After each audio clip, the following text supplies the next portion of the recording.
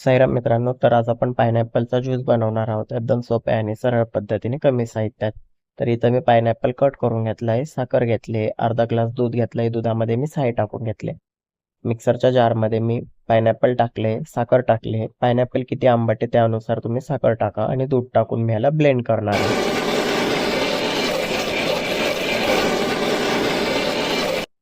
2 मिनिटं ब्लेंड करून झालं की त्यामध्ये मी 7 ते 8 आईसचे क्यूब टाकले. त्यानंतर पुन्हा ब्लेंड केलंय. आता मी एक बाउल घेतला आहे, त्यावरतीच गाळणी ठेवून मी हा ज्यूस गाळून घेणार आहे. तुम्हाला जर का असाच प्यायचा असेल तर तुम्ही असंच पिऊ शकता, पण त्यामध्ये पल्प निघतो, मी तो पल्प काढून फेकून दिलेला आहे. गाळून झाल्यानंतर याच्यामध्ये तुम्हाला हवा असेल तर चिमूटभर मीठ ॲड करा. मी याला असंच सर्व केलं आहे.